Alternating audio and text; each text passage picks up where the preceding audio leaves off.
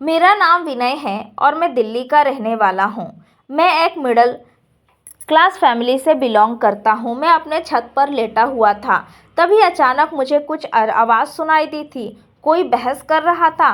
जब उठकर मैंने देखा तब एक औरत ऑटो वालों के साथ पैसे के लिए बहस कर रही थी और तभी मेरी नज़र उस आंटी के साथ खड़ी लड़की पर गई। लड़की बहुत खूबसूरत नज़र आ रही थी। मैं बस उसको ही देखे जा रहा था, लेकिन फिर मैंने देखा उस लड़की के चेहरे पर सूरज की किरणें पड़ रही हैं, जिसके कारण उसने अपना हाथ लगा के रखा था अपने चेहरे पर। फिर मैंने जैसे ही देखा किरण उसके चेहरे पर पड़ रही है, तब मैंने उस किरण के सामने खड़े हो गया।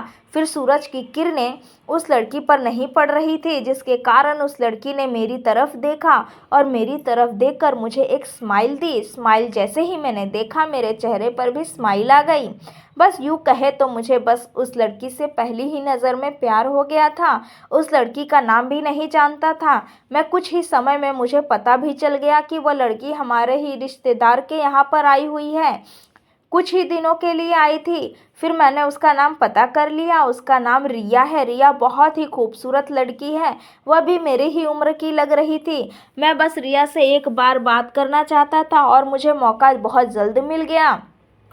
गर्मियों की छुट्टियां चल रही थी। उस वक्त घर में बहुत हो रहा था।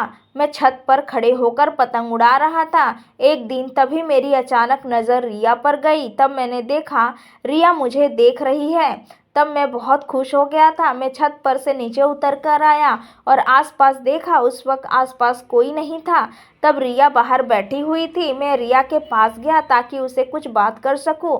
तब रिया ने मुझसे कहा कि तुम पतंग बहुत अच्छा उड़ाते हो, मुझे भी सीखना है, सिखा दो। फिर मैंने कहा इसमें कौन सी बड़ी बात है, चलो तुमको अभी सिखा देता हूँ। फिर उसने कहा नहीं नहीं, अगर मेरी माँ ने मुझे एक लड़के से बात करते हुए देख लिया तो पता नहीं क्या करेगी। मैंने कहा तुम चिंता ना करो, हम कहीं इधर उधर थोड़ी ना जाएंगे, मेरे ही घर के बरामदे में हम उड़ाएंगे, चलो। फिर मेरी बातें बोलने के बाद रिया मान गई, लेकिन मुझे नहीं पता था रिया को यह बात बोलकर मैंने कितनी बड़ी मुसीबत खड़ी कर दी है। हम जैसे ही सीढ़ियों पर चढ़ने लगे, अचानक रिया का पैर फिसल गया, जिसके कारण वह गिर गई। उसके पैर में बहुत चोट आई थी, जिसके कारण वह खड़ी नहीं हो पा रही थी। मैंने उसको उठाने की कोशिश कर रहा था, जैसे तैसे उठाया मैंने। इतने में ही रिया की माँ आ गई और मुझे इस तरह उठाता हुआ देखकर वह चिल्ला पड़ी। फिर उनकी अचानक नज़र रिया के पैर पर गई तो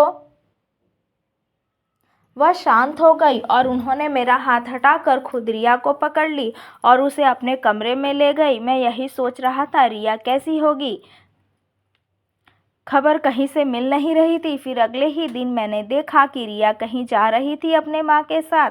अभी वह पैरों से थोड़ा लड़खड़ा रही थी। मैंने रिया का इंतज़ार करता रहा। इंतज़ार करते करते 1 साल बीत गया, लेकिन फिर भी मुझे उम्मीद थी रिया से मेरी मुलाकात ज़रूर होगी कभी न कभी। फिर वह दिन भी आ गया। मैं उस दिन पतंग उड़ा रहा था अपने छत के ऊपर। फिर मैंने अचानक रिया को देखा। तब रिया को देखकर मुझे झटका लगा। रिया शादीशुदा लग रही थी। उसने शादी कर ली और उसका पति भी उसके साथ ही था। उस वक्त मुझे बहुत खुश दिखाई दे रही थी। तब मैंने रिया की खुशी को देखकर मुझे भी बहुत खुशी हुई थी। मैंने सोच लिया था कि रिया खुश है तो मैं भी खुश होऊंगा। आखिर मैं अपने प्यार की खुशी ही तो चाहता था, भले ही वह जिसके साथ खुश रहना चाहे। खुश रह सकती है, मुझे इस बात से कोई एतराज़ नहीं। उम्मीद है दोस्तों आपको ये कहानी ज़रूर पसंद आई होगी। कहानी पसंद आई है तो वीडियो को लाइक और अपने दोस्तों को शेयर करना ना भूलें। ऐसी ही कहानियाँ सुनने के लिए हमारे चैनल को सब्सक्राइब ज़रूर करें। नोटिफिकेशन बेल को ऑल करना ना भूलें, जिससे आने वाली हर वीडियो की अपडेट सबसे पहले आपको मिले। थैंक्स फॉर वॉचिंग दोस्तों।